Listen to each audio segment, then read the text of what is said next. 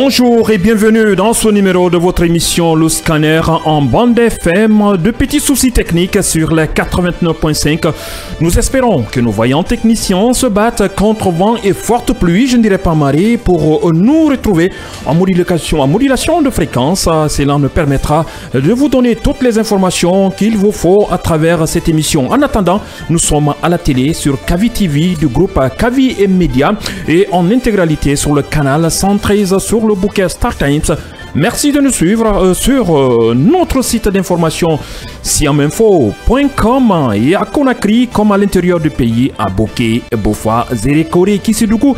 Sur la même fréquence, vous êtes également nombreux à nous préférer sur les réseaux sociaux à l'AB sur la 96.5 Beta FM. Vous êtes toujours au rendez-vous à Kiroti, à Lansanaya, Simanteri, Kagbele, jusqu'à dans ma ville minière de Sangaridi. Bienvenue et merci de nous préférer et de nous tenir compagnie pendant 90 minutes, je dis bien 90 minutes, au menu des sujets à débattre dans le scanner de ce mardi 9 juillet à l'aéroport international Ahmed Sékou Touré de Conakry-Bessia. Les jours se suivent et les forces de sécurité lancent un message aux trafiquants de cocaïne. La Guinée ne peut pas être une plaque tournante de la poudre blanche en provenance de l'Amérique latine ou de l'Afrique. 3 saisines dont 2 de 9 kg de cocaïne en 24 heures. Alors, chers chroniqueurs du scanner de tous les jours, avec l'œil de lynx, comment pouvez-vous expliquer ce phénomène qui refait surface? Est-ce que c'est la face cachée de l'iceberg? Quelles mesures peut-on envisager pour inverser cette tendance dangereuse? Ou bien il faut dérouler le tapis rouge pour l'ensemble des forces de sécurité qui battent tout ce qu'il faut pour arriver à relever ce défi?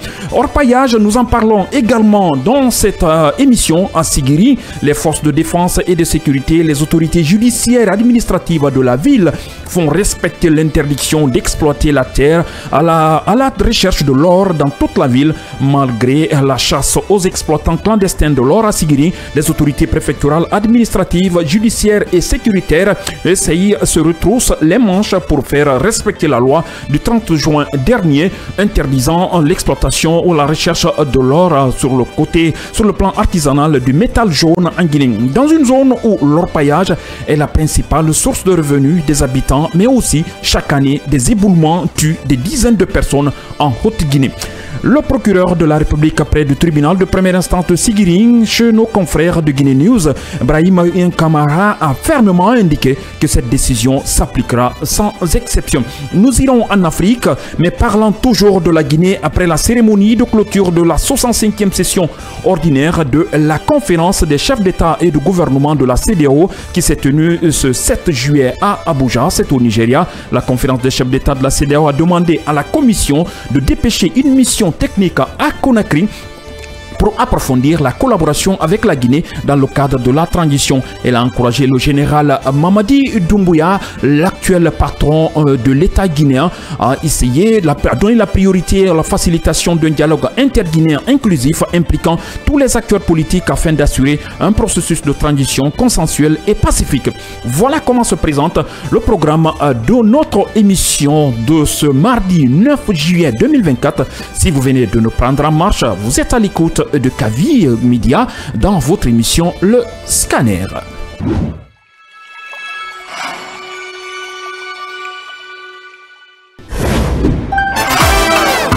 Dans un monde médiatique où la seule critique prospère, où les solutions sont voilées. Merci de nous écouter du côté de Bofa, de Bokeh, à Kagbele, à Tomboulia, à Somfonia, à Bessia, dans les nouvelles communes également. Merci de nous pratiquer si vous êtes à Imbaye, dans les taxis, dans les bonbonnas, dans les magbana, dans les marchés. Merci de préférer Kavi Media, le média du développement. Le Scanner, c'est l'émission du débat constructif. Bon moment, on parle encore d'énergie et encore de cette problématique qui perdure, qui persiste et qui insiste. Vous n'avez pas de courant chez vous? C'est toujours le tour, hein. Ah bon? L'éternel cahier de charge. Vous vivez ça toujours là? C'est-à-dire, il y a des moments où vous passez la nuit jusqu'au petit matin, pas d'électricité? Essayez de donner un peu le nom du quartier, qu'on veut savoir si c'est Conakry ou bien c'est Conde de Breka.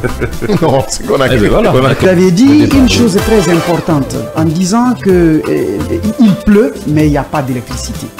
Donc, la question que l'on devait se poser, est-ce que Kaleta est une arnaque? Est-ce que Swapit est une arnaque?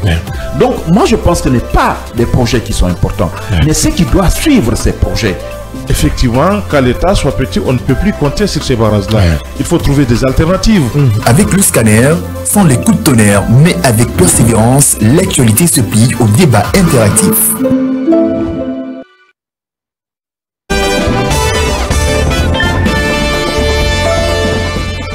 Bonjour et bienvenue dans cette émission. Si vous venez de nous parvenir, c'est l'émission Le Scanner sur Kavi Media. Je commence à ma droite, comme toujours, loin de la droite française ou droite à la gauche, extrême gauche. Je ne parlerai pas de ça parce que je sais ce que cela veut dire actuellement en France quand on parle de la gauche ou de la droite. Mais de toute façon, à ma droite, Mohamed Ba, comment ça va? J'espère que vous avez bien dormi et vous profitez très bien aujourd'hui des 28 degrés.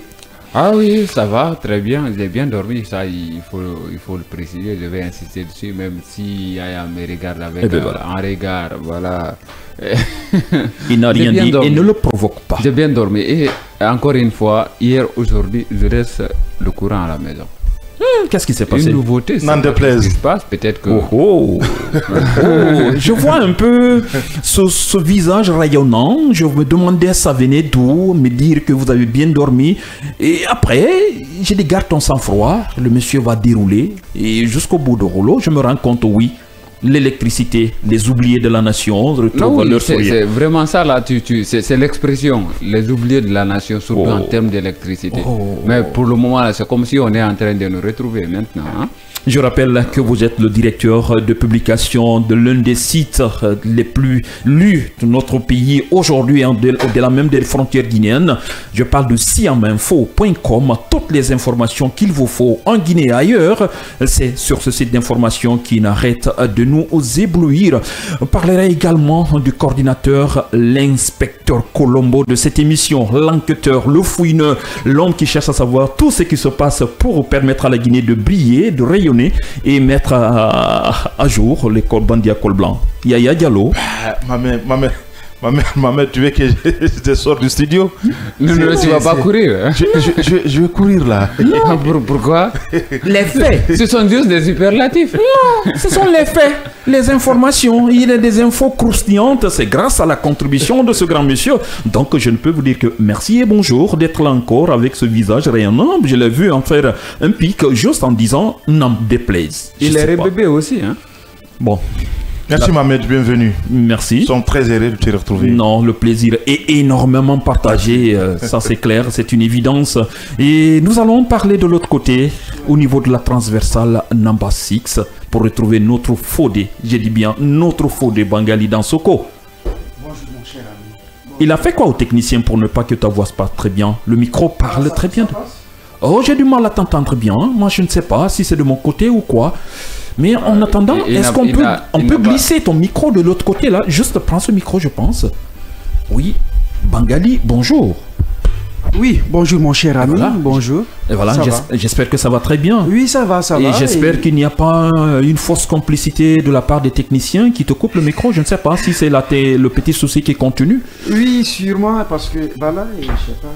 Ça va? Oui, non, ça parle dans ce micro déjà. L'essentiel, c'est d'avoir un micro. Il faudrait que les techniciens quand même puissent venir. Il y a un bon voisin voilà. Non, c'est pour cela qu'il est bien d'avoir un bon voisinage. Quand ça ne va pas chez moi, directement, on se retrouve de l'autre côté. Alors, Yaya Diallo, on va essayer de parler de notre aéroport international Ahmed Sékou Touré de Conakry-Bessia. Je disais tantôt à l'entame de cette émission que les jours se suivent. Et les forces de sécurité lancent un message aux trafiquants de cocaïne, qu'ils soient de l'Amérique latine ou de l'Afrique ici. En tout cas, la transition, ils essaient de faire le maximum pour traquer ou empêcher vraiment le commerce ou illégal de cette poudre blanche, j'allais dire, et qu'aujourd'hui, en combien de jours on arrive à faire des saisines incroyables et dans notre pays, Yaya Diallo? Absolument, c'est une série de saisines de cette poudre blanche dont vous parlez. C'est à se demander qu'est-ce que nous sommes devenus enfin, parce que tout simplement, en moins de 2 mois, effectivement, nous avons enregistré 3 saisines au niveau de l'aéroport international Ahmed Sékou Touré. Le premier cas, c'était Mamadou Girassi. Ouais. Ensuite, M.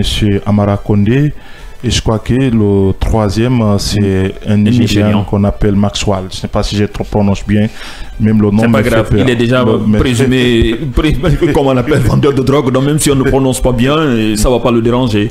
Mais ce qu'il faut dire, cette saisine a pu avoir lieu grâce à la vigilance de nos forces de sécurité, effectivement, au niveau de l'aéroport. Je crois que c'est important de le signaler. C'est à se demander effectivement où, par quel canal ces trafiquants ont pu, disons, transiter ici en République de Guinée ici. Effectivement, parce que il faut le dire, c'est un circuit. Vous ne pouvez pas venir et puis voilà, comme ça, vouloir vous embarquer dans un vol sans pour autant effectivement que vous ayez des complicités. Je crois que c'est important à un certain niveau qu'on essaie de voir ici, en République de Guinée ici, ce qui serait de mèche avec ces trafiquants-là. Je crois que c'est à partir de là qu'on pourrait effectivement en finir avec ce mal-là. Parce que vous le savez, effectivement, c'est devenu un fléau mondial. Oui.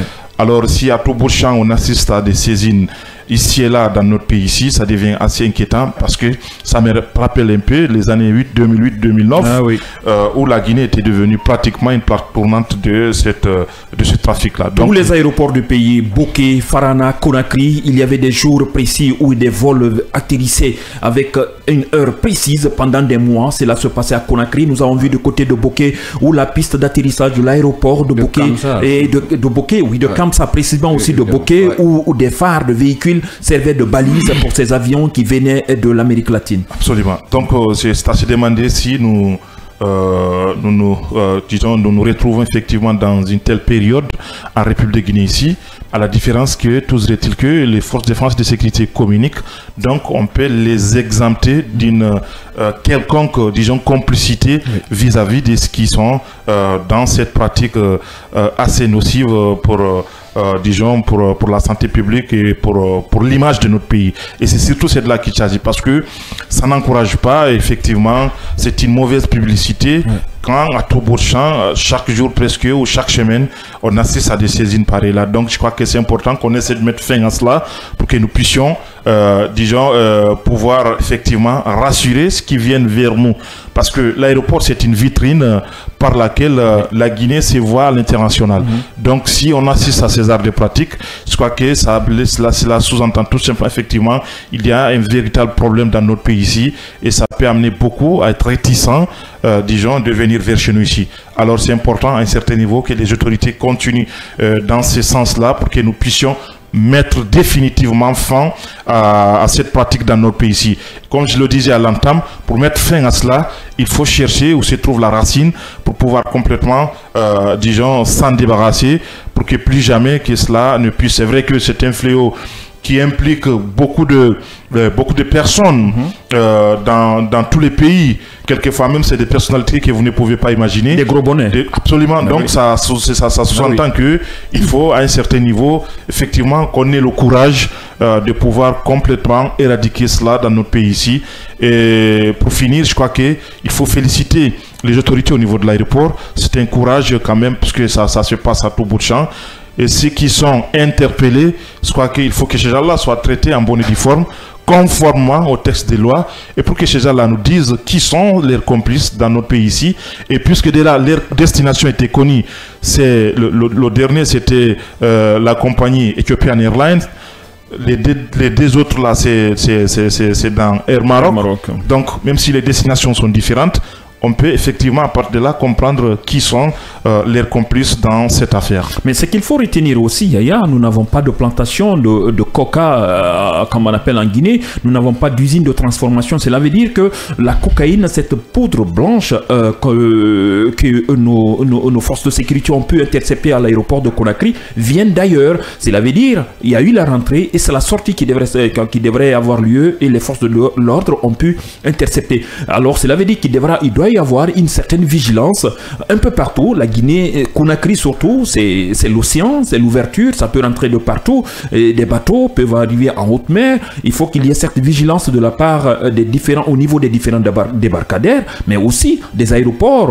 aussi, quand on essaie de voir ce qu'il faut faire pour ne pas que cela soit récurrent dans notre pays. Oui, j'estime que c'est traçable, c'est-à-dire que de là où ces gens-là ont quitté à partir de leur smartphone, on peut effectivement voir les gens avec lesquels ils étaient en contact, d'où ils viennent et d'où ils partent. Très précisément. Je crois qu'à partir de là, on peut avoir toutes ces informations-là. Je crois que ça permettra effectivement les autorités à pouvoir bien mener leur enquête pour pouvoir effectivement, si la volonté y est, pour pouvoir effectivement essayer au-delà de ceux qui sont déjà interpellés, pour pouvoir interpeller certainement les complices qui naturellement doivent être là. Parce qu'on suppose que si on a pu opérer cette saisine au niveau de l'aéroport international, c'est parce que tout simplement ce monsieur a dit transiter quelque part ici.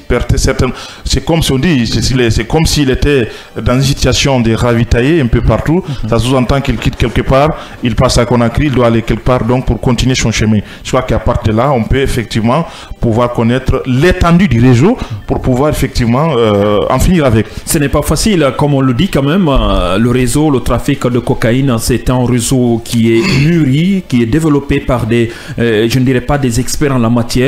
Parfois, tu peux avoir le colis, mais tu ne sais même pas le colis a été déposé par qui. Il faut à qui tu donnes, c'est que tu sais de prendre, de déposer. Le réseau, tu ne sais même pas qui est le grand patron en la matière.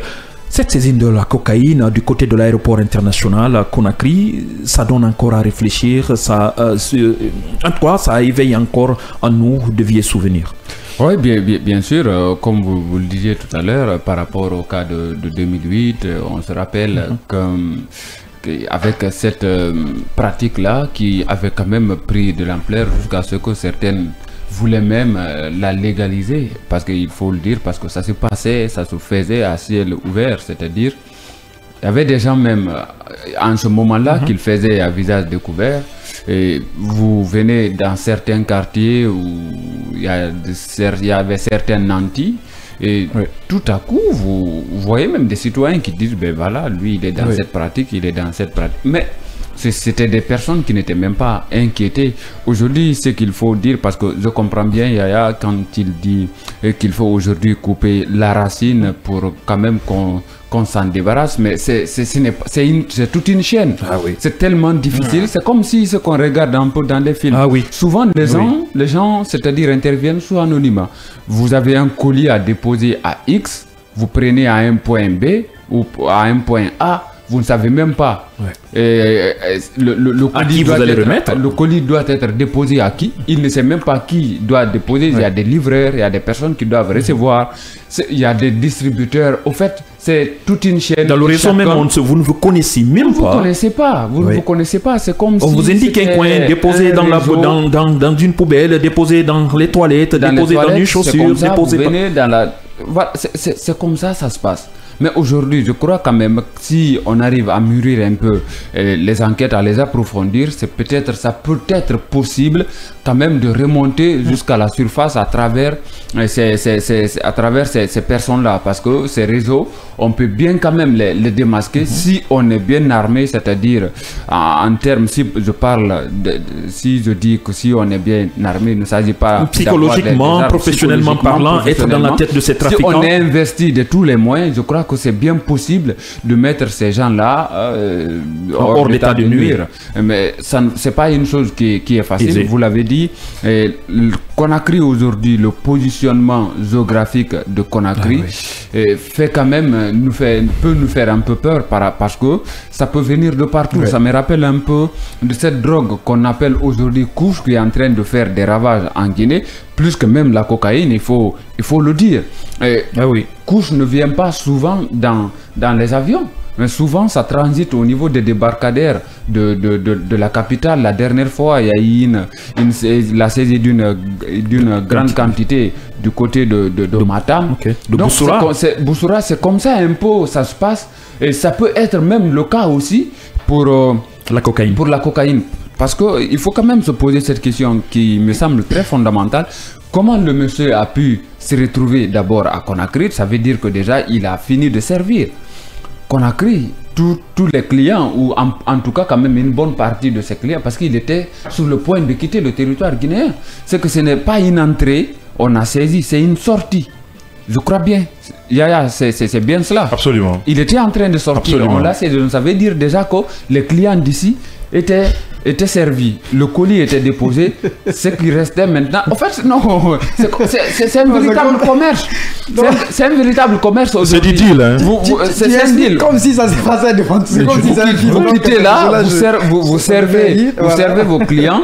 Voilà, il y a d'autres qui attendent du côté de la Guinée-Bissau parce que n'oubliez pas, il fait un moment jusqu'en 2021, la Guinée-Bissau faisait partie du top 10 des pays quand même qui étaient considérés comme la plaque tournante du trafic de cocaïne. Il faut le préciser. Oui. Donc c'est une autre inquiétude à souligner parce que la Guinée quand même est voisine à ce pays-là. Donc ça pouvait être cela, c'est que le monsieur quitte la Guinée peut-être pour la Guinée-Bissau ou il a quitté la Guinée-Bissau pour la Guinée. On prend là-bas pour servir ici et puis on quitte ici pour transiter vers un autre pays. Mais donc, vous savez que vous devrez comprendre aussi, cette drogue, ce n'est pas à tout moment qu'on peut le transporter dans le sac. Hein. N'oubliez pas que les gens ont cette possibilité d'avaler une bonne quantité de cocaïne. Ça reste dans leur estomac. Vous avez vu des pilules? Incroyable. C'est comme ça se passe. La dernière fois, l'avant-dernière saisie, vous voyez comment des gens arrivent avec cette intelligence énorme, dissimuler cette drogue-là. C'est que c'est difficile. C'est ce qui m'amène aujourd'hui à saluer quand même le travail de ceux qui sont des agents du côté de l'aéroport. Parce que si avant ces temps-ci où les saisies se multiplient, si c'est pas parce que le trafic n'était pas là, c'est parce que la vigilance n'y était pas. Et si aujourd'hui quand même on arrive à saisir une fois, deux fois, trois fois en un laps de temps, je crois quand même il faut féliciter ces gens-là et il faut les encourager aujourd'hui et les investir de tous les moyens pour quand même qu'on puisse vraiment pas finir, parce que c'est difficile de finir, mais réduire aujourd'hui la taille de ce trafic-là qui quand même fait une mauvaise publicité de notre pays. Mais ce qu'il faut surtout, c'est l'application des textes de loi. Si quelqu'un est arrêté dans le cadre de trafic de drogue, qu'il soit consommateur,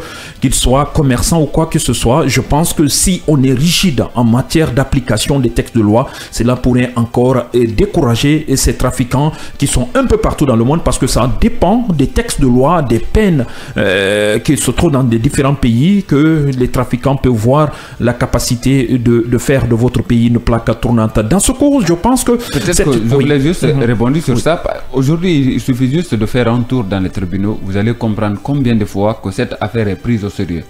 Parce que vous allez voir que des gens sont souvent jugés. Il y a d'autres qui sont condamnés.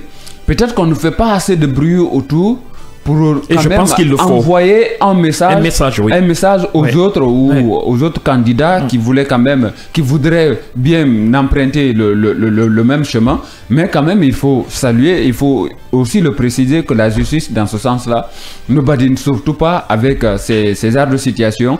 Je sais de quoi je parle. Il suffit juste de faire aujourd'hui le tour au niveau de certains tribunaux pour se rendre quand même compte de ce qui est en train d'être fait. Même si moi je ne blanchis pas tous les hommes de droit en la matière, parce qu'on a vu ce qui s'est passé en 2008, 2009, 2010 ici dans le cadre de la lutte contre la drogue, des personnalités de la police nationale impliquées, des gouverneurs impliqués. Sauf que là on est en 2024. De toute façon, la vente de la drogue, c'est un réseau qui peut impliquer tout le monde. Parfois vous vous retrouvez, pas moi, quand je dis tout le monde, pourrait impliquer tout le monde dans ce cas.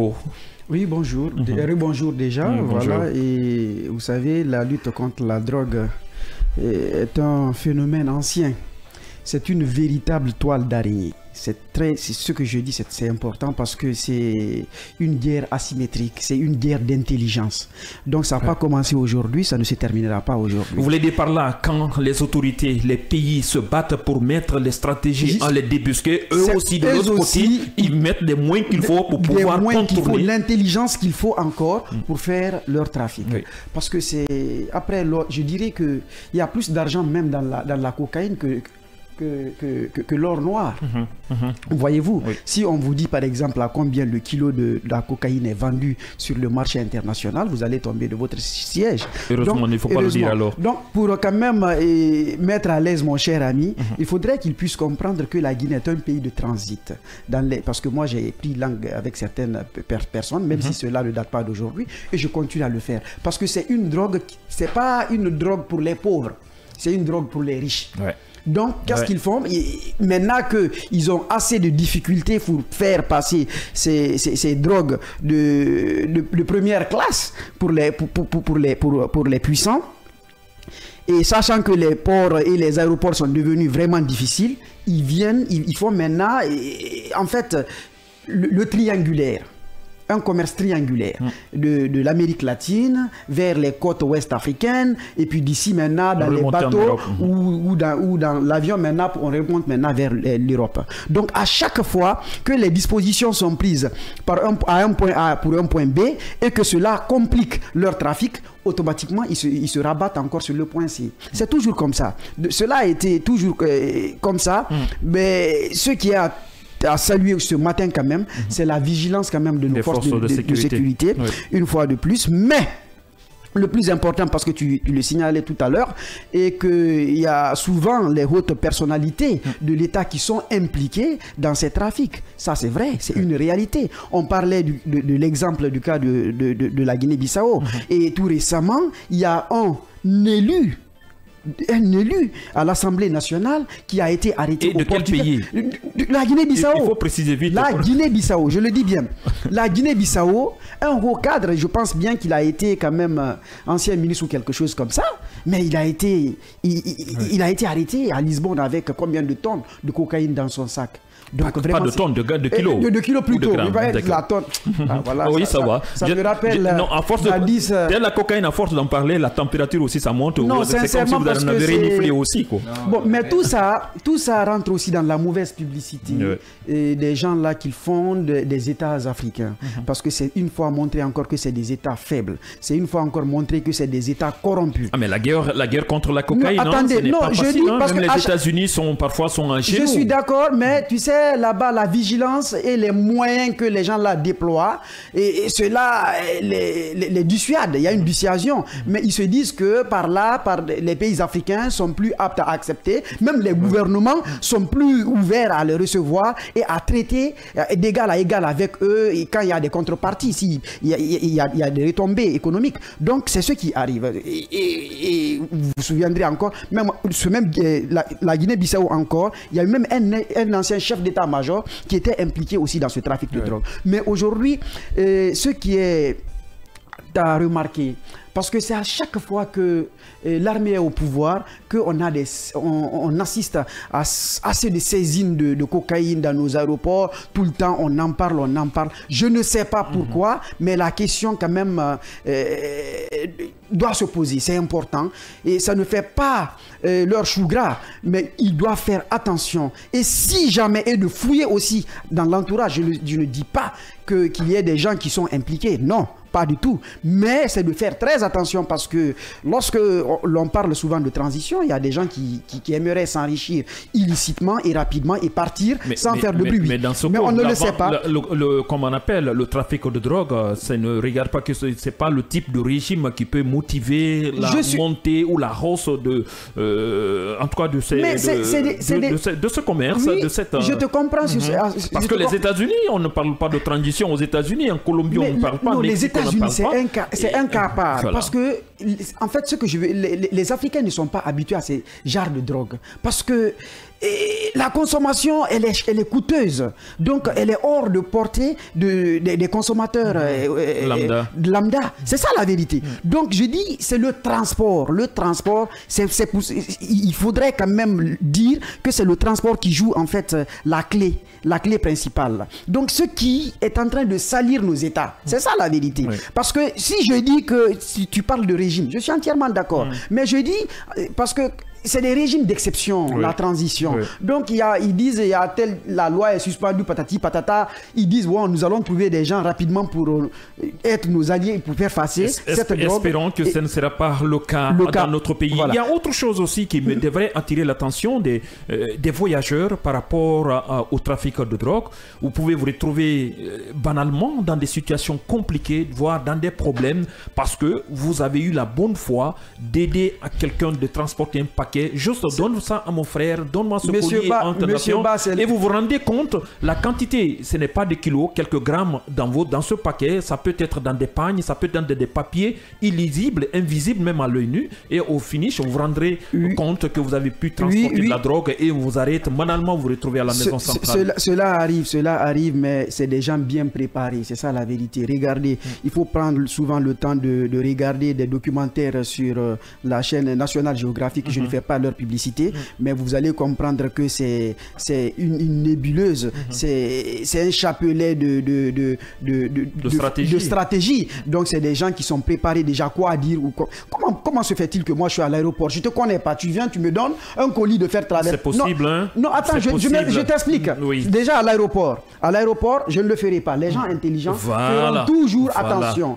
Mais les gens aussi, par cupidité, et vraiment cèdent à la facilité. C'est ce qui les arrive souvent et c'est ce qui les amène en prison. Mais il y a une chose plus importante que l'on ne dit pas, et comme le signifiait tout à l'heure mon cher ami, parce que le problème de la drogue est devenu un phénomène de santé publique. Donc c'est très très important. On parle aujourd'hui de transit. Oui, c'est bien beau, mais couche et avec toutes ces drogues de synthèse qui sont sur les marchés locaux font plus de ravages. On peut même parler allez-y aujourd'hui à Donka. Oui, allez-y aujourd'hui à Donka, je vous le jure, et en psychiatrie, vous allez retrouver des fillettes de 12 ans, 13 ans, des jeunes garçons de 15 ans, 14 ans, sous l'effet de la drogue, ils sont devenus fous. Aujourd'hui, ils sont devenus vraiment, ils sont foutus, irrécupérables. Donc l'État doit lutter à l'interne contre la drogue, c'est important. On comprend que la publicité qui scie avec cette saisine, tout cela est bien beau, mais à l'intérieur, il faudrait qu'un travail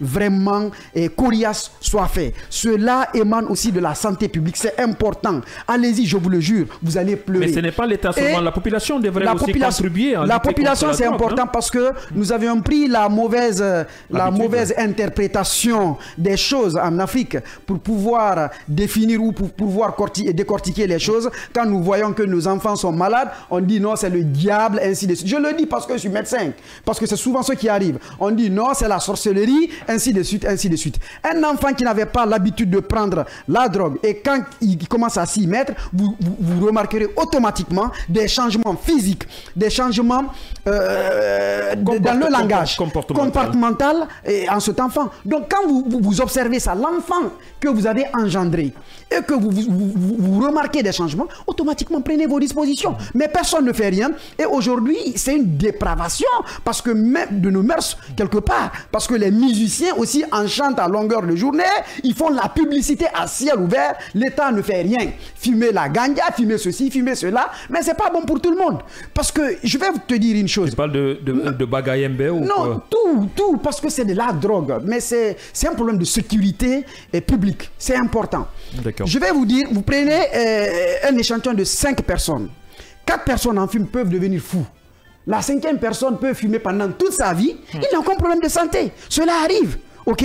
Mais on connaît les effets nocifs, les effets destructeurs. Donc l'État à l'interne doit prendre à bras le corps ce problème pour lutter et vraiment avec force contre la drogue. Parce qu'elle est nuisible. Elle est tellement nuisible qu'aujourd'hui qu'elle freine même l'avenir de certains jeunes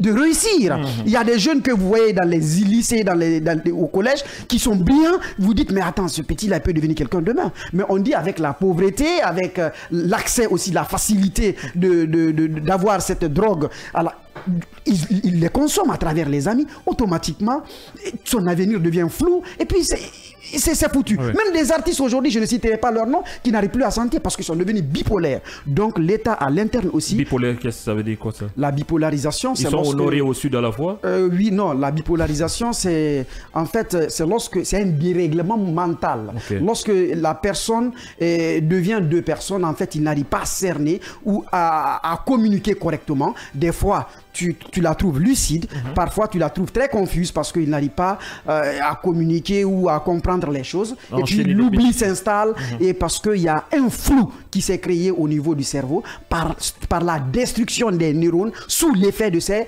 produits nocifs qu'on appelle les drogues. de synthèse, et les couches, tout ce genre de drogue. Donc vraiment, c'est bien beau aujourd'hui que nous fassions assez de publicité concernant les saisines de drogue à l'aéroport international, mais d'autre part, il faudrait aussi interpeller l'État de continuer à lutter contre la consommation des drogues à l'intérieur du pays. Ça, c'est un élément. Oui, Mohamed Ba. La cocaïne n'inquiète pas. Dans le micro. La cocaïne n'inquiète pas plus que les autres drogues qui sont aujourd'hui chez nous ici. Pourquoi je le dis? Parce que la cocaïne, c'est pas tout le monde qui y a accès. C'est une drogue des riches. Bien évidemment, voilà. C'est une drogue des riches. Ouais. Mais quand on parle aujourd'hui de couches, Mohamed, vous ne pouvez pas imaginer les statistiques folles des cas de mort ici de cette drogue-là. Ouais. Donc on dit que c'est une drogue qui vient de la Sierra Leone. À d'autres qui parlent. C'est de la drogue frélatée. Oui, bien évidemment. Mais j'ai fait une recherche à ce niveau. La dernière fois, pour une petite histoire, j'ai rencontré un jeune qui était dans un état, vous ne pouvez même pas imaginer. Incroyable. De zombie.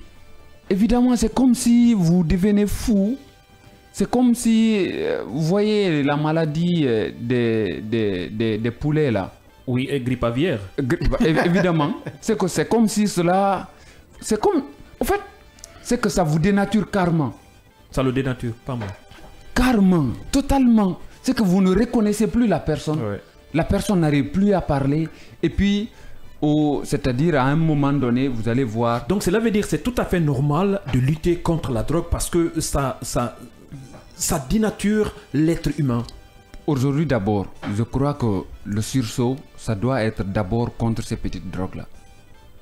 Qui sont en train de vraiment malmener aujourd'hui la population. Donc les petites drogues, ces drogues-là font plus mal. Mais ces drogues-là sont à la portée de tout le monde. Oui. C'est difficile pour vous et moi de voir la cocaïne. Il faut le dire. La cocaïne, c'est une drogue des riches. Ouais. C'est une drogue des riches, c'est très difficile. Vous entendez souvent qu'il y a eu saisine. Mais souvent... Aussi, c'est difficile pour vous d'entendre qu'il y a eu, on a brûlé combien de tonnes ou combien de kilogrammes ou combien de grammes de cocaïne. C'est très difficile. On ne sait pas quand on saisit où ça va. Et il y a ça aussi dedans. Mais les herbes, tout et autres là, quand on parle de marijuana et autres, vous entendez du côté du Breka, il y a eu, voilà, les autorités se sont mobilisées pour brûler telle quantité, telle tonne. Oui. Mais on a aussi besoin parfois de savoir réellement ces quantités de cocaïne saisies. Peut-être on ne veut pas saouler la nature. Bon, non, ça fait rire, mais ça ne devrait pas faire rire. On a besoin de savoir où ça part. Oui, ça quand même. Yaya Diallo.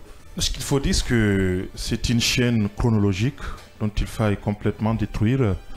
De la petite drogue, je pense que la petite drogue n'existe pas. Certainement, c'est des appellations. C'est les appellations, mais je crois que c'est des herbes qu'on passe par la couche. Et de là, de la drogue dure. Vous savez, même il y a certains qui filment les balles. Balles de quoi? Les balles de munitions? Absolument. Allez-y chercher. Oui, qu'on appelle les écomog. Ah, bien sûr. Je ne joue pas. Je suis en train de vous dire que... Munitions, on fait sortir la poudre. Tu n'avais pas vu ça pendant la guerre du Libéria dans les documentaires? Allez-y. C'est un fait, on est d'accord? Je vous suis. Donc, j'ai eu ma drogue avec vous tout à l'heure, parce qu'on me donnait cette information. C'est-à-dire que c'est une étape. Et ceux qui sont aujourd'hui les véritables consommateurs de la drogue couche peuvent demain, s'il y a les moyens, effectivement, aller vers la cocaïne. C'est une question de moyens. Gagner en promotion. C'est une question de moyens. Mais voyez-vous les conséquences que cela engendre? Moi, je n'ai jamais vu les pays, en tout cas, qui sont considérés comme étant des épicentres de la vente de ces stupéfiants, notamment la cocaïne, s'est développé facilement. Conséquence, c'est qu'il y a une instabilité politique, c'est l'insécurité totale, et puis quelquefois, c'est les gangs qui règnent en maître. Donc, je crois que c'est important à un certain niveau de pouvoir lutter contre tout cela. Parce que, voyez-vous, disons, au Pérou, vous avez vu de l'autre côté, ça foisonne. Colombie. Effectivement, au Venezuela, il y a vous voyez effectivement qu'il y a un véritable problème parce que c'est devenu une gangrène. Donc, les mêmes aujourd'hui, c'est un cartel. Donc, quelquefois même, ce sont eux qui gouvernent. Parfois, ils sont plus forts que l'État même. Absolument. Donc, ce sont eux qui gouvernent. Donc, voilà pourquoi c'est quelque chose dont il faille maintenant éradiquer pour ne pas que ça arrive en certains. Parce que pour certains en Guinée ici, ce qu'on va appeler ici marijuana, pour eux, c'est légalisé. Ils fument partout là où ils veulent. Oui, bien sûr. Ils font ce qu'ils veulent. Oui, alors, c'est une étape. Donc, après ça, c'est la drogue couche. On connaît des stades ici où on les vend dans les plateaux, à ciel ouvert, des tas de marijuana dans les plateaux, incroyable. Hein? Ça, je l'ai vu ici, c'est incroyable. Il faut complètement essayer de mettre fin à cela. Je crois que pour ne pas qu'on joue, effectivement, disons, sur le tard, effectivement, avant qu'il s'en soit trop. Parce qu'aujourd'hui, vous ne pouvez pas imaginer, au niveau de la couche juvénile, aujourd'hui, le taux d'élévation des consommateurs de cette drogue dont on parle aujourd'hui. Vous ne pouvez pas imaginer des enfants de 12 ans, 15 ans... Malgré les ravages, les gens continuent. Qui sont devenus garçons comme filles, qui sont devenus véritablement de véritables... Enfin, c'est des gens, aujourd'hui, ils préfèrent, c'est-à-dire que la consommation de la drogue, que, disons, de s'alimenter quotidiennement. Donc, c'est devenu véritablement leur, comme on l'a dit, leur dada. Et c'est de là qu'il s'agit aujourd'hui. Donc, ça continue, c'est leur quotidien. Et puis, finalement, qu'est-ce qui se passe? Ça donne des réflexes, quelquefois même des attaques. Et c'est pourquoi on dit, et c'est dans l'intérêt de l'État de pouvoir lutter contre cela. Parce que c'est les mêmes personnes qui retourneront contre l'État. Plus ils fument, plus ils ont des réflexes pour devenir effectivement des véritables problèmes pour la société. Et quand ils deviennent des véritables problèmes, une menace pour la société, automatiquement c'est une menace pour l'État. Donc c'est pourquoi il faut dire que la consommation, comme on appelle le commerce de comme on appelle la commercialisation de la drogue, il faut voir la hausse de la criminalité, il y a la hausse de viol. C'est une suite logique. C'est incroyable. Donc si on arrive à couper au niveau de la consommation, la commercialisation de la drogue, il y a forte chance de pouvoir diminuer vraiment tout ce qu'on connaît comme criminalité. Pour finir avec ce élément. Juste pour un exemple très précis, pour vous dire aujourd'hui combien de fois que cette drogue, parce qu'elles sont nombreuses, sont en train de détruire aujourd'hui la couche juvénile. Pas plus tard, c'était en Moyenne-Guinée, je crois bien que c'était Pita. Vous vous rappelez, il y a juste une semaine ou deux, ou une semaine ou quelques jours, où il y a un jeune qui a, il a déchiqueté un enfant de 3 ans. Parce qu'il était sous l'effet de la drogue. Il a coupé la tête. La tête n'a pas été retrouvée pendant près d'une semaine. Vous voyez, il l'a déchiqueté carrément. Une personne normale, une personne qui a toutes ses facultés ne peut pas se permettre, ne peut pas avoir ce courage-là d'agir ainsi. Mais vous le faites souvent, c'est quand vous êtes sous l'effet de la drogue.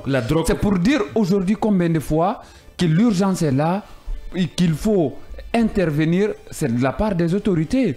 Parce que Yaya le rappelait, il y a beaucoup de pans aujourd'hui qu'il faille quand même analyser. Parce que si certains le prennent, c'est qu'ils peuvent se retourner non seulement contre cette même société, mais aussi l'État. Absolument.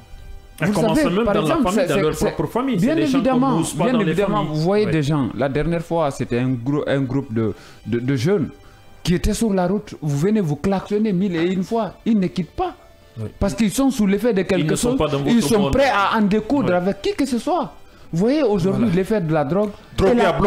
La couche, c'est autre chose. On espère, félicitations à nos autorités, à la police du côté de l'aéroport international de Conakry-Bessia où ces saisies ont eu lieu. On espère que ça va continuer et ça va décourager ces trafiquants de drogue, ces trafiquants de cette poudre blanche qui ne fait pas vraiment l'honneur des pays, qui ne fait que aggraver la situation de la population, surtout de la jeunesse. Vous pouvez nous écrire sur le 629 95 67 67 et nous écouter également sur notre radio, la fréquence de tous les jours, qui permet de comprendre l'actualité à travers cette émission. Autre sujet, cette fois-ci de Conakry, à l'aéroport international de Conakry. On fait un tour du côté de la Haute-Guinée, précisément à Ségiri, où l'orpaillage dans cette ville, les forces de défense et de sécurité, les autorités judiciaires et administratives de la ville font respecter l'interdiction d'exploiter la terre à la recherche de l'or dans toute la ville, malgré la chasse aux exploitants clandestins de l'or à Ségiri. Sigiri, les autorités préfectorales, administratives, judiciaires et sécuritaires se retroussent les manches pour faire respecter la loi du 30 juin dernier interdisant l'exploitation artisanale du métal jaune en Guinée. Et cette situation devient plus compliquée et qu'on se rend compte que ceux qui sont dans ce secteur d'exploitation de l'or n'arrivent pas, en tout cas beaucoup ne respectent pas cette loi. C'est ce qui a motivé les autorités à faire une descente sur le terrain afin d'attirer l'attention. Ça c'est d'une part. D'autre part, on se rencontre Sigiri et d'autres villes de la Haute-Guinée. La base, les sources de revenus, une bonne partie, c'est lié à l'exploitation de l'or. Comment pouvez-vous expliquer cette situation de ce côté, de cette partie de la Guinée? La situation s'explique de plusieurs façons. Oui. Il faut le rappeler, au niveau des autorités, c'est un véritable c'est-à-dire défi qui est là aujourd'hui pour faire respecter ces mesures qui ont été prises concernant l'interdiction de l'exploitation artisanale de l'or. Et la suspension. La suspension. Bon, pour le moment, l'interdiction, c'est presque la même chose. C'est vrai que les mots ne peuvent pas s'expliquer clairement, mais il n'y a pas de synonyme parfait, nous sommes d'accord.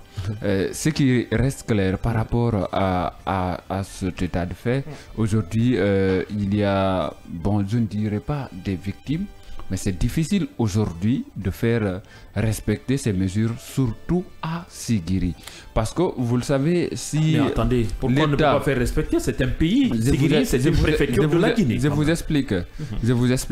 Le cas de Sigiri, à moins que l'État déploie des forces, c'est-à-dire à quantité et qualité. Mais n'exagère pas. Je ne suis pas en train d'exagérer, parce que l'exploitation de l'or à Sigiri, ne se fait pas que pendant la journée. Vous ne pouvez pas faire la patrouille toute la journée et vous allez encore continuer à faire la patrouille toute la nuit. Mais vous voulez dire par là qu'on creuse, on cherche l'or même la nuit, Vous ne savez rien, c'est parce que vous ne connaissez pas Sigiri. Vous ne connaissez pas Sigiri, c'est une république.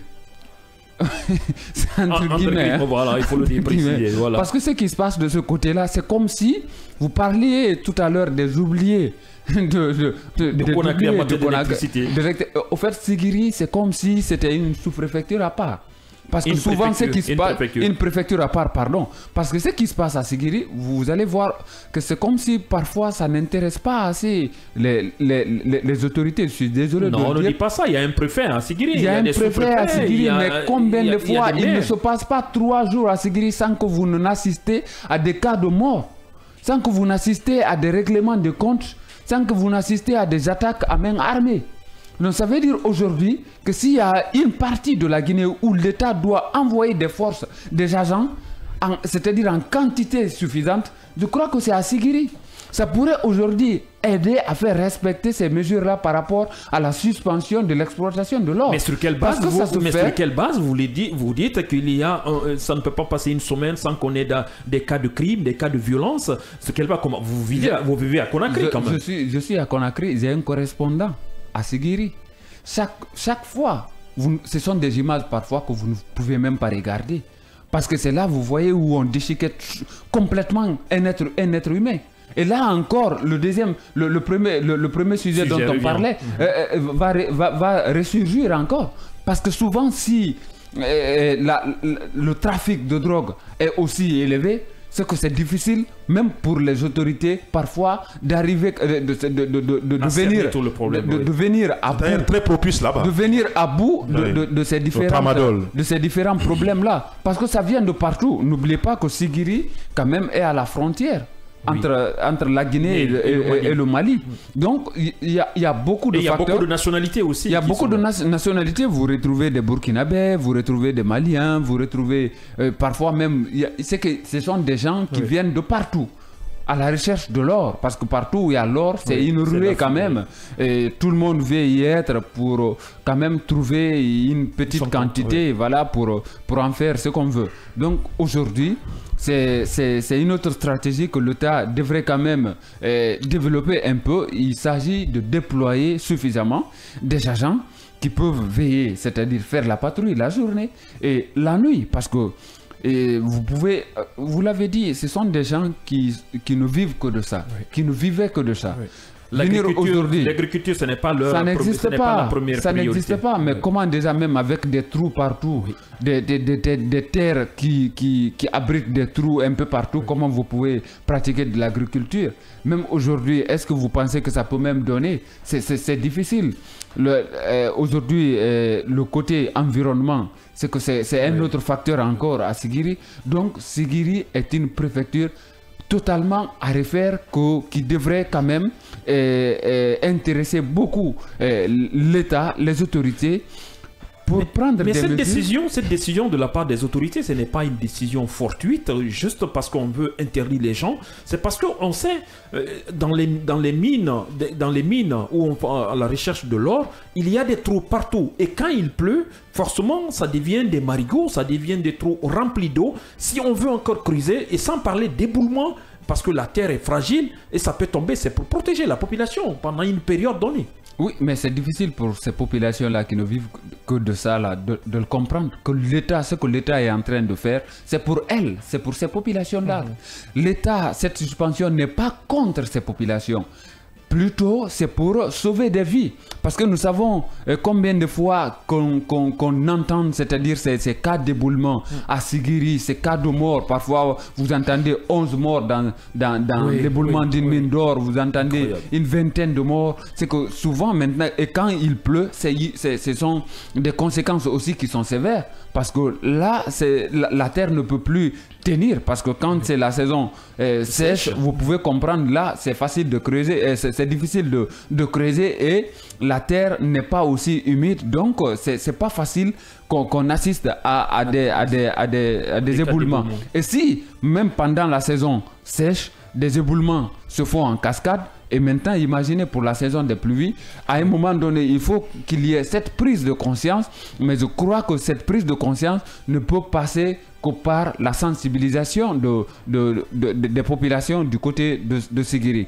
Mais parce que c'est là, on se pose la question, est-ce que cette question de sensibilisation a été déjà a été faite avant la mesure qui est prise, la suspension? On ne sait pas. Je crois que si ce n'a pas été fait, c'est quand même, je ne dis pas un raté, mais ça devrait être fait pour faciliter un peu l'application de ces règles et de ces mesures qui ont été prises. L'application de ces règles prises, en tout cas, ou ces décisions prises par les autorités du côté de Sigiri, c'est pour la protection, c'est pour sauver des vies, éviter qu'il y ait de carnage, parce que nous savons très bien chaque année, on enregistre des cas d'éboulement, c'est pas moins de 3, 4, 5, 6, voire plus de cas d'éboulement. Et quand on parle d'éboulement, c'est pas moins de 2, 3, 5, 6 personnes, voire 20 personnes qui se retrouvent ensevelies sous la terre et personne ne parle d'eux. Et cette situation, je pense que les citoyens ou ceux qui sont dans l'exploitation artisanale de l'or du côté de Sigiri, je ne dis pas que ce n'est pas leur problème, mais on a l'impression qu'ils ne veulent pas vraiment respecter les règles ou cette décision des autorités du 30 juin dernier. Yaya. Vous savez, Sigiri, c'est une grande agglomération. Au départ, personne n'imaginait que Sigiri pouvait avoir autant de monde qu'elle en a aujourd'hui. Ça sous-entend effectivement que c'est toute la Guinée qui s'y retrouve. Il y a ceux qui développent le commerce de ce côté-là. Il y a ceux qui sont dans l'orpaillage. Il y a toutes sortes d'activités qui se créent de ce côté-là. Donc, de l'autre côté aussi, nous avons certains qui viennent du Mali, du Burkina Faso, quelquefois même de la Côte d'Ivoire, qui y sont. Donc, ça sous-entend tout simplement que l'État devrait pouvoir effectivement renforcer le dispositif administratif, mais aussi sécuritaire du côté de Sigiri, tout simplement. Donc, ça peut être une exception, mais de ce côté-là, je crois qu'il faut s'y intéresser pour pouvoir minimiser tout ce que nous sommes en train de voir aujourd'hui.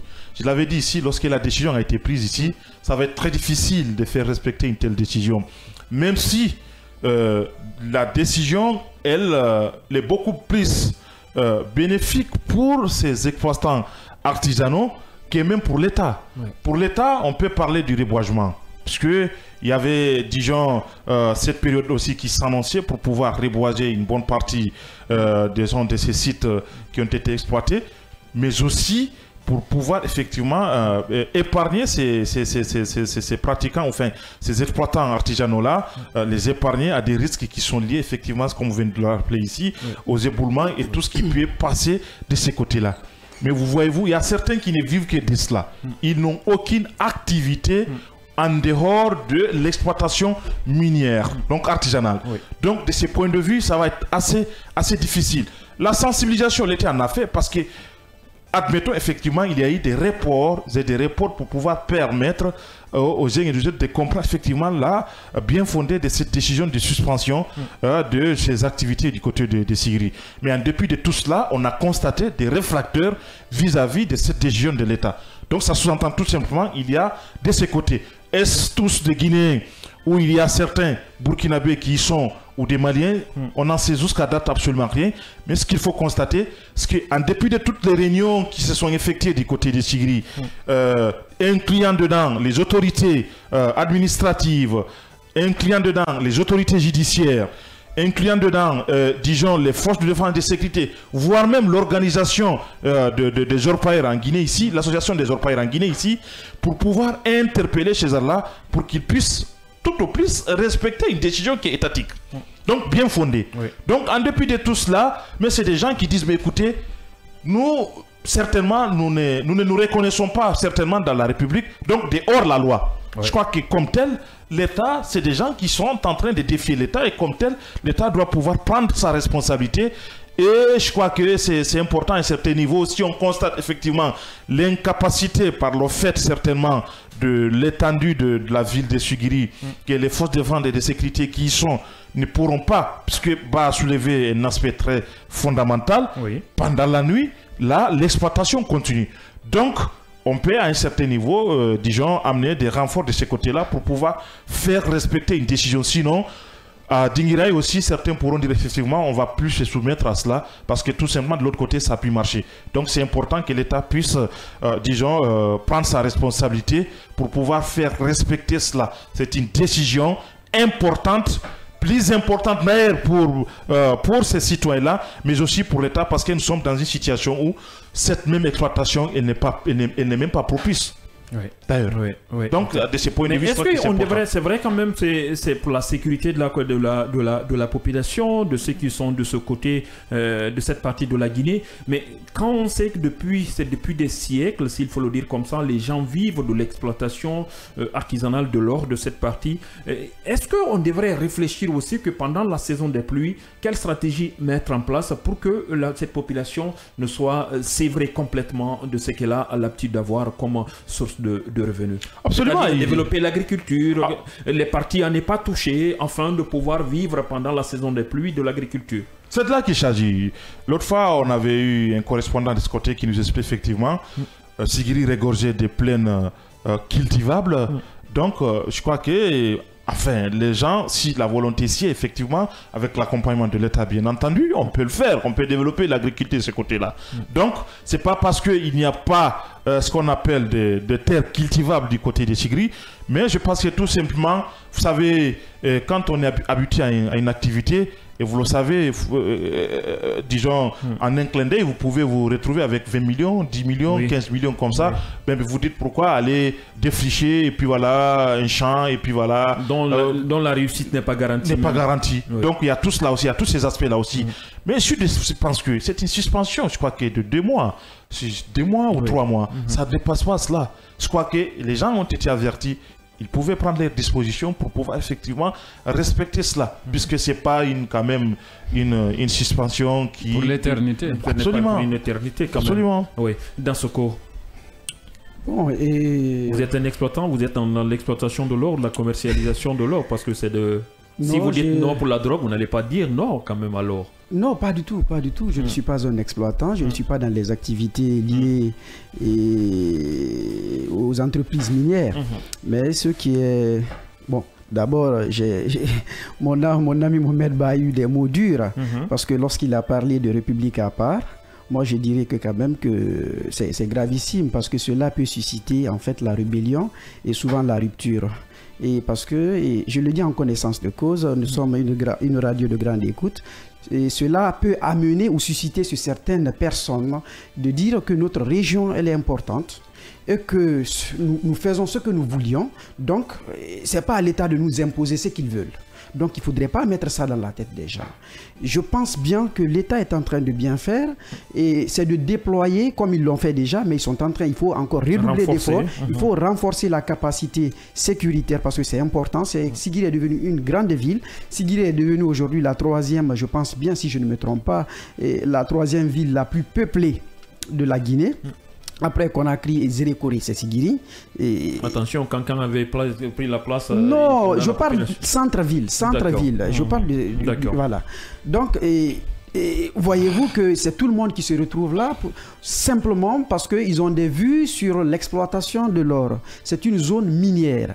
Donc, depuis très longtemps, parce que je connais un peu cette histoire d'exploitation minière à Sigiri. Avant, quand même, les gens faisaient quand même de l'agriculture leur activité comme source de revenus.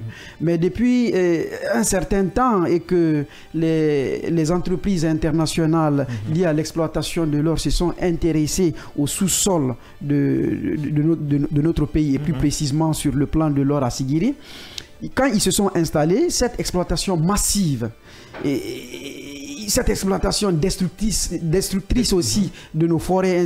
Mais aussi, il y a des machines qui permettent aussi de repérer de l'or sous la terre, qu'on appelle des machines de recherche, je ne sais même plus leur nom. Ça aussi, ça facilite, hein, ça a accéléré un peu la commercialisation. Oui, mais ça c'est avec les orpailleurs là-bas. Ça, c'est avec artisanal. Mais moi, je parle des grandes entreprises telles que l'Achandi Gold.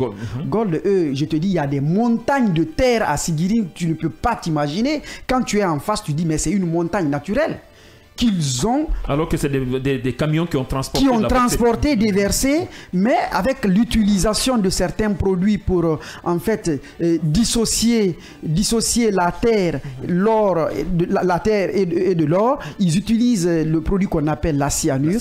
La cyanure qui est tellement nocif. Mon cher ami, la cyanure est là à 1 mètre de toi, tu ne peux pas sentir. Quand tu le sens, tu meurs. Donc, et puis, c'est des produits qui sont protégés, qui ont des zones de protection assez complexes là-bas, au niveau de la SAG. Oui. Donc, ces gens se sont détournés. Il y a eu une transition de l'agriculture vers maintenant l'exploitation minière parce que pour eux, c'était devenu une aubaine. Et voyez-vous que les grammes d'or, par exemple, quelqu'un à Sigiri, je te le jure, moi j'ai des cousins là-bas, sincèrement, ils ne considèrent pas 5 millions, 3 millions le jour.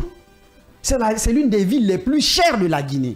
Parce qu'il y a une ruée de masse de gens qui sont allés là, de personnes qui sont allées là-bas, parce qu'ils ont compris que la terre est immensément riche en matière de ce minerai qu'on appelle l'or. Ouais. Donc, et aujourd'hui, les gens même ont perdu en fait la conscience morale de leur vie. Ils ne pensent pas à leur vie. Ils ne pensent en fait qu'au gain. Ils ne pensent qu'en fait qu'au profit. Mais comment c'est ce qui arrive. Là, je n'arrive pas à comprendre quelque chose. On dit on creuse, on va en profondeur 10 mètres, 20 mètres. Après, sous la terre encore, on continue à aller sur des dizaines de mètres, complètement coupé de l'extérieur, comme si vous étiez même de l'air, des rats, des termites, mais incroyable. Mais bien sûr, il y a assez de gens là-bas qui ont d'abord développé les maladies pulmonaires parce que compte tenu de la pauvreté de l'oxygène en bas de ces trous, mais ils le font parce qu'ils sont des experts en la manière, en leur façon.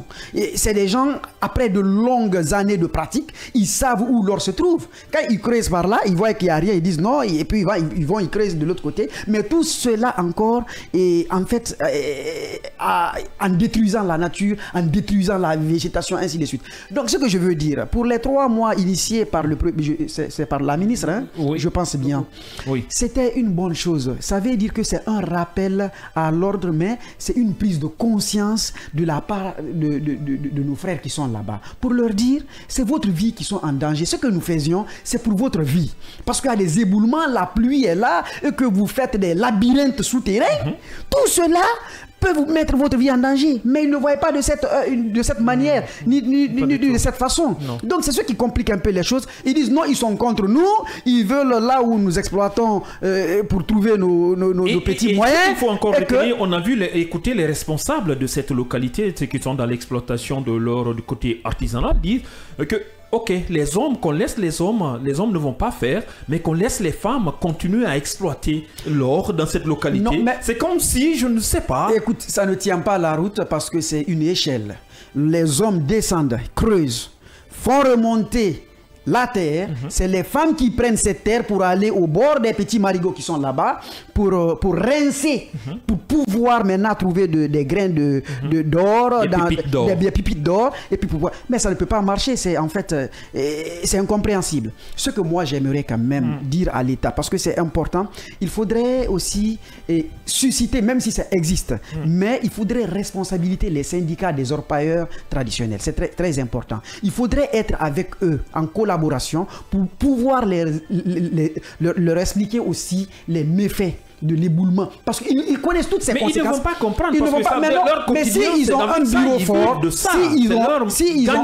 s'ils ont un bureau fort qui puisse aider l'État, cela est important. Il ne faudrait pas seulement souvent aussi déployer les forces pour pouvoir, parce que c'est des gens, ils connaissent tellement la brousse. Toi, tu es à Conakry, tu ne connais rien. Oui, l'armée agit que lorsqu'il va à l'ennemi.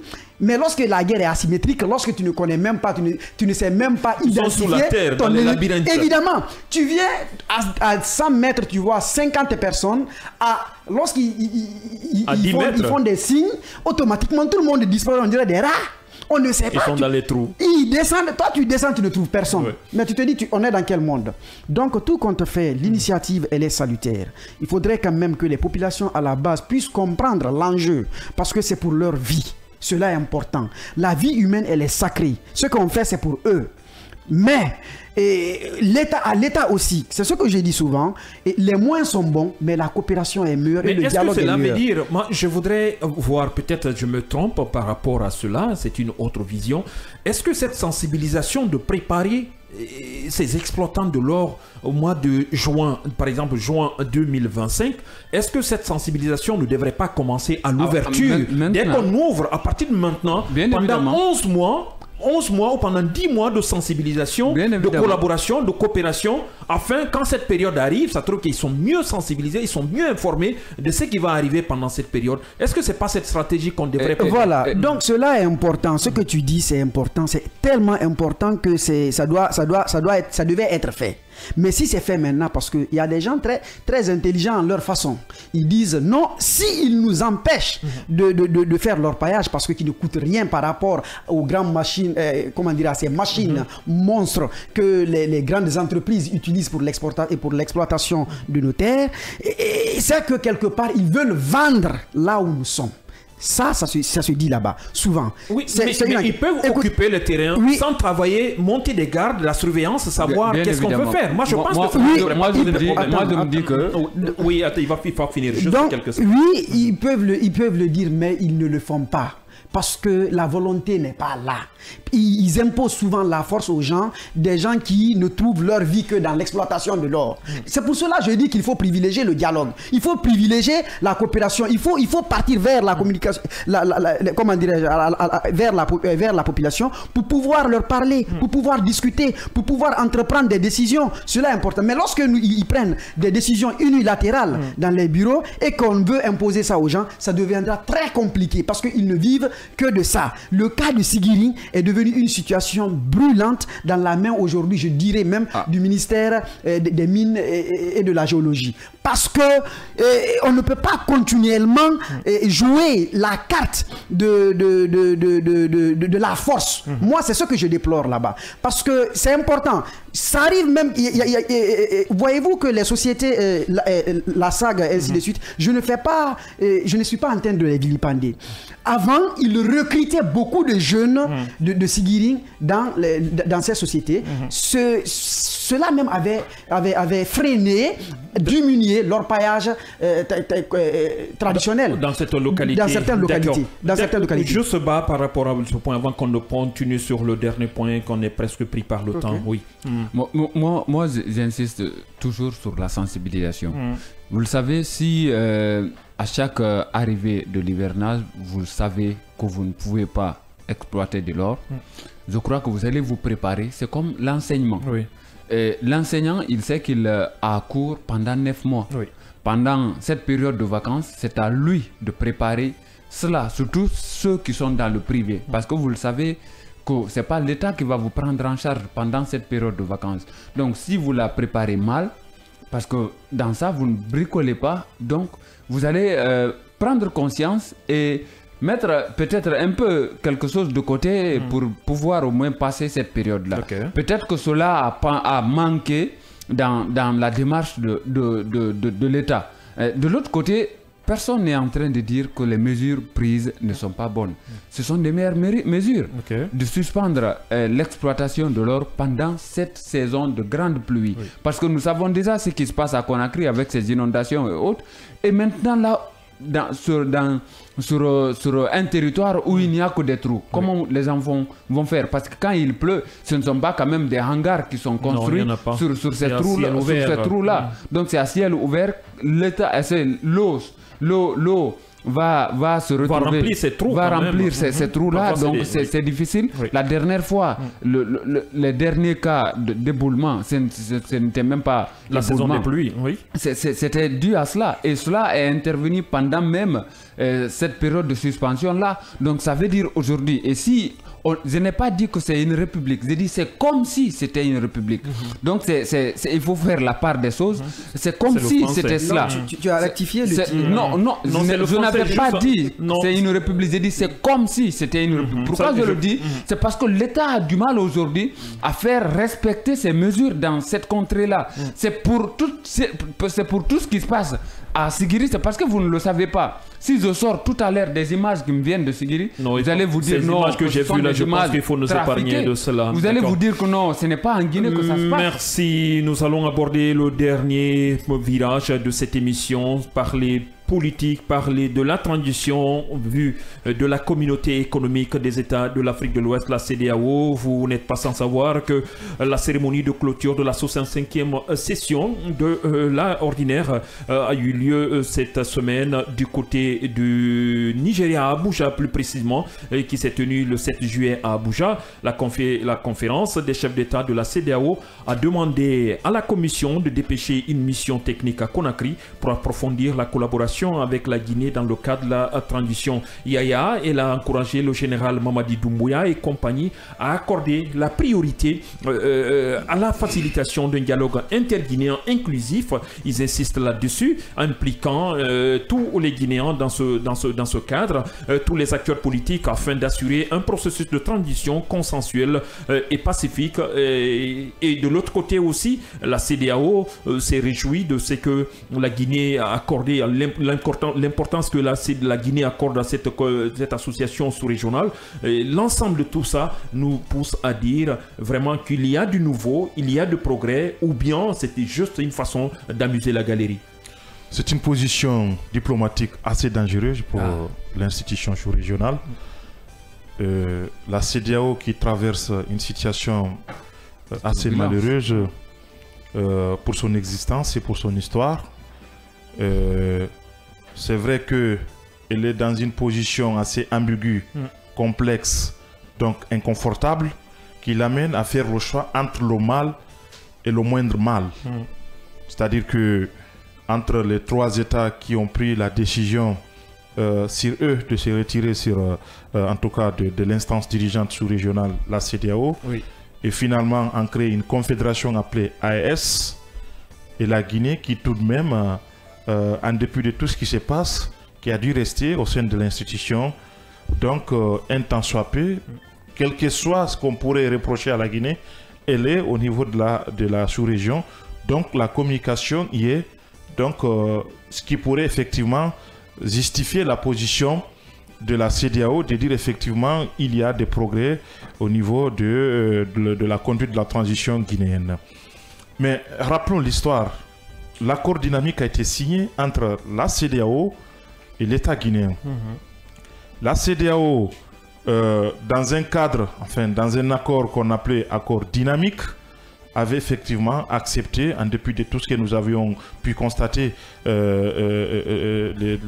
années dernières, des contestations ici et là avec les partis politiques, la société civile, pour dire attention, c'est une décision unilatérale, donc qui ne concerne pas les partis politiques et la société civile qui sont des acteurs aussi importants dans le cadre du processus de retour à l'ordre constitutionnel. Oui. Donc c'est un élément fondamental qu'il fallait effectivement souligner. Donc jusqu'à date, ça se passait et puis voilà, les politiques, là, une bonne partie de la société civile contestait cette décision qu'elle considérait comme étant unilatérale, même si par la suite, elle avait effectivement, accepté, malgré, il faut le rappeler, parce que c'était les mêmes aussi politiques qui disaient, qui réclamaient le respect d'un accord auquel ils n'ont pas été conviés. Donc, ça se passe. Et puis, patatras, on nous apprend effectivement qu'il y a un possible glissement qui devrait se faire et que par conséquent, c'est le référendum qui devrait avoir lieu, cette année. Donc, je crois que c'est au visa de tout ce que nous avons vu comme, comme déclaration, comme discours venant des autorités de la transition, parce que c'est important aussi. La CEDEAO, s'ils n'ont pas effectivement des représentants permanents ici en Guinée, ils ne pourront s'en tenir que de ce que les autorités disent quant à la conduite de la transition ou des progrès effectivement signalés ici et là. Mais à date, j'ai envie même de dire à l'évidence, qu'est-ce qui se passe dans notre pays ici? Il y avait 10 points qui ont été, mis sur table pour pouvoir effectivement mener à bien la transition guinéenne. Oui. À date, nous sommes à quel niveau du point de vue d'exécution de ces 10 points? Hormis de ces 10 points, puisqu'on considérait, et c'était la position des politiques, que ces 10 points, c'était des points qui étaient assez lourds et qui ne permettaient pas, à la transition, enfin, le retour à l'ordre constitutionnel très rapidement. Donc, il fallait effectivement essayer de compresser certains points pouvant, empêcher le retour rapide à l'ordre constitutionnel. Donc, parmi ce point, nous avons, le recensement, le RAVEC, j'ai envie de dire. Nous avons le RGPH, je crois qu'on en a déjà fini avec le RGPH. Oui. Mais il y a des éléments fondamentaux pour lesquels on ne peut pas parler des retours ou du progrès, des retours à l'ordre constitutionnel, sans pour autant que ces éléments soient complètement identifiés ou, réjolis. C'est l'établissement d'une constitution. Ça n'existe pas jusqu'à date. Officiellement, nous n'en savons pas. On n'en parle même pas. C'est la mise en place d'un organe de gestion de la transition, qu'on appelait ici la CENI. Ça n'existe pas. La Commission électorale nationale indépendante. C'est l'existence d'un fichier électoral. Ça n'existe pas. Si on s'en tient, au RAVEC ici, je crois que ça peut aller au-delà de 5 ans pour le retour à l'ordre constitutionnel. Donc, ça n'existe presque pas. Alors, qu'est-ce qu'on a maintenant qui peut nous dire qu'on a respecté un des points de ces engagements des 10 points? Seule la CEDEAO pourra nous le dire sur quel point, à toi, la CEDEAO s'appuie pour pouvoir dire effectivement il y a des progrès. Naturellement, il y a eu quelques progrès, mais est-ce que ces progrès sont suffisants et que par conséquent ces progrès pouvaient effectivement nous amener vers peut-être l'engagement des autorités de la junte à organiser ces élections, comme on appelle le référendum au courant de cette année. C'est ce qui rassure peut-être beaucoup plus la communauté économique des États de l'Afrique de l'Ouest. Et la question qu'il faut se poser, est-ce que la CEDEAO elle-même a acté tacitement le glissement à l'ordre constitutionnel? Parce que l'élément fondamental sur lequel il s'appuie, c'est de dire qu'il y aura le référendum. Donc, où en est-on avec les élections, présidentielles, législatives et les autres élections qui viennent après? Donc, c'est pour autant dire, effectivement, aujourd'hui, même si pour finir, je signale qu'effectivement, la CEDEAO, quand même, a dégagé sa responsabilité parce qu'elle a invité tout simplement l'État guinéen à mettre en place un cadre de dialogue inclusif.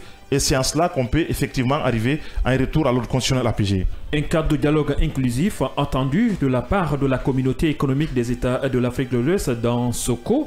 Qu'est-ce que vous pensez de cette réaction de la CEDEAO, de ces chefs d'État de la sous-région?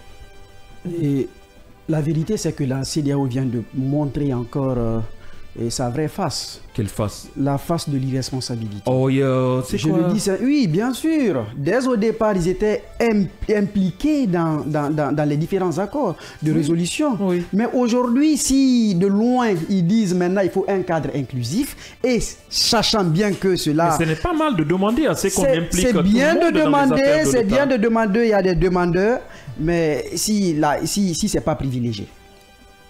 le résultat ne sera jamais au rendez-vous. Et cela y est en Guinée. Aujourd'hui, il y a une rupture. Il y a cette façon de ne pas écouter les autres et de faire ce que nous voulons.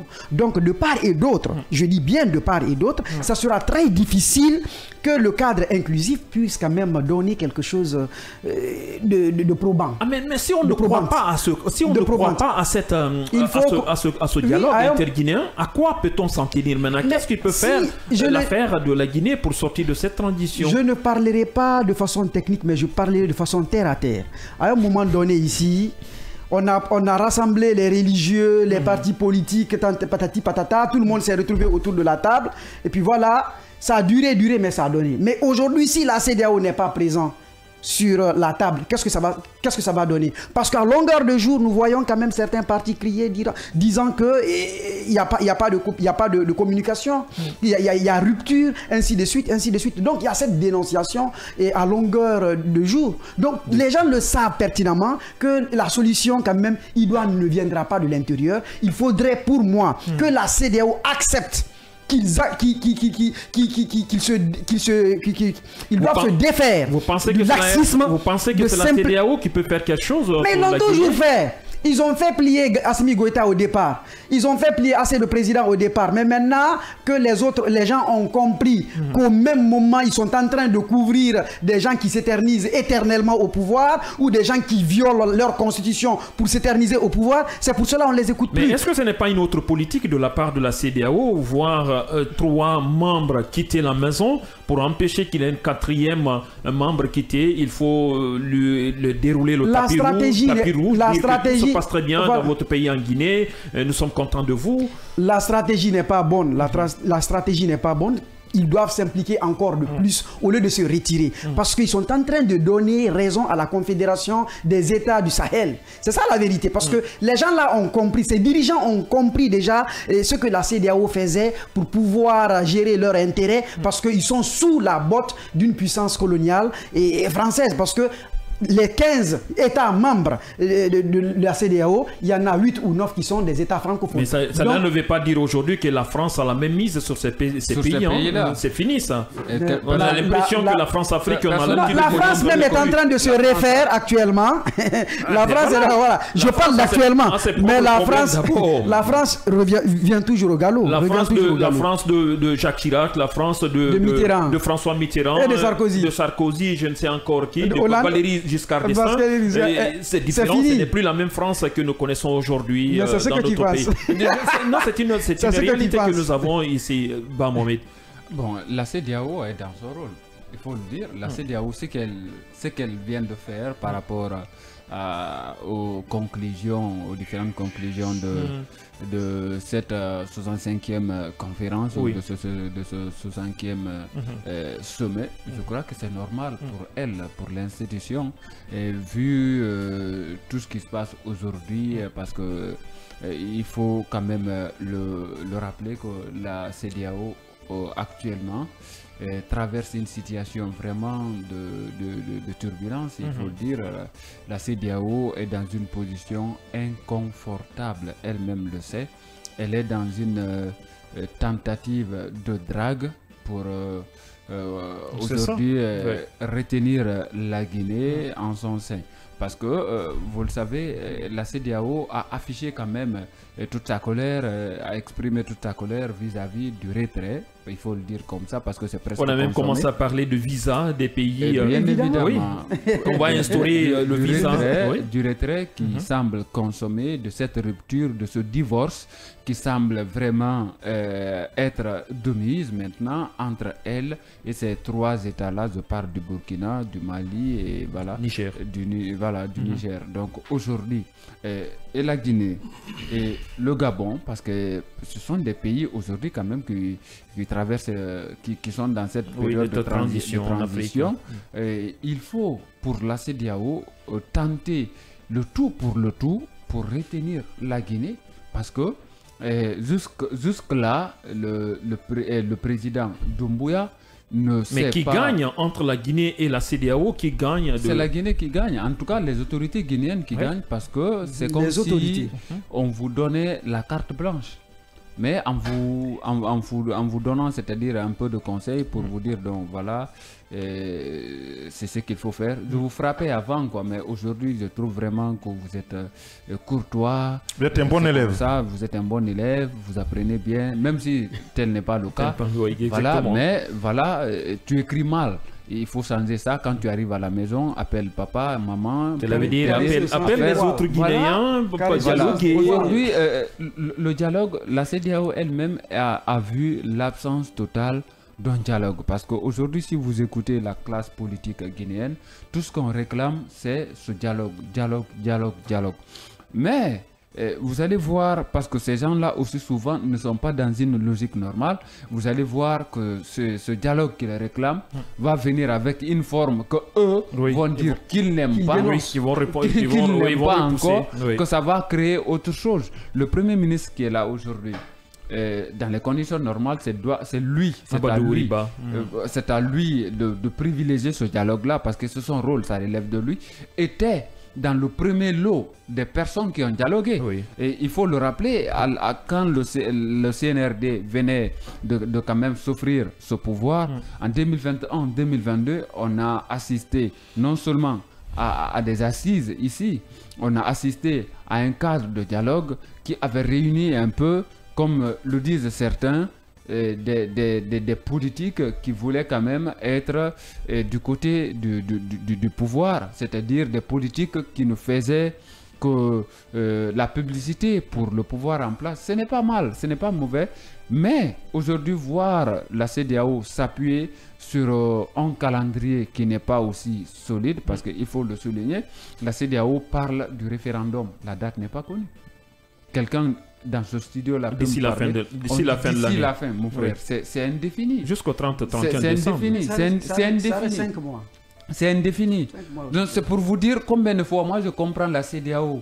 La CEDEAO est la raison de tenter de retenir la Guinée pour ne pas que la Guinée se retrouve de l'autre côté, parce qu'à un moment donné, ces présidents-là se fréquentaient. Si vous voyez aujourd'hui la CEDEAO qui fait de Diomaye Faye émissaire auprès de ces États-là, vous voyez complètement que c'est une démarche déjà mornée. C'est une démarche mornée. Est-ce que ça va donner quelque chose?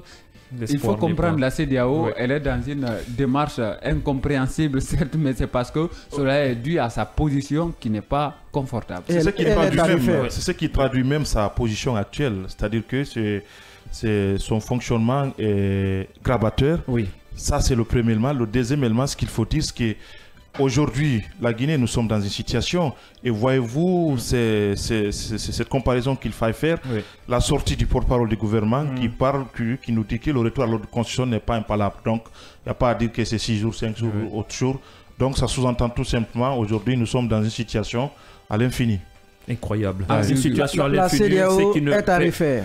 Ça, c'est quelque chose qu'il faut voir, et surtout avec les différents présidents, nous sommes arrivés à la fin de cette émission, dont nous avons eu un réel plaisir de vous donner. Merci de nous avoir suivis un peu partout en Guinée et ailleurs sur le continent. Mohamed Ba, merci d'être encore présent avec de l'énergie qu'il fallait. Merci Mohamed, et merci à nos auditeurs et téléspectateurs. Iya Diallo, merci. Merci Lopem. Merci beaucoup Dansoko. Merci mon cher. Merci à nos techniciens qui se sont battus pour nous aujourd'hui pour pouvoir régulariser du côté de la radio. Nous espérons vous retrouver demain, Inch'Allah, au compte de la même émission, même énergie, Inch'Allah, pour parler encore de l'actualité, des sujets brûlants, des sujets qui peuvent faciliter le développement de notre pays. Merci et à bientôt.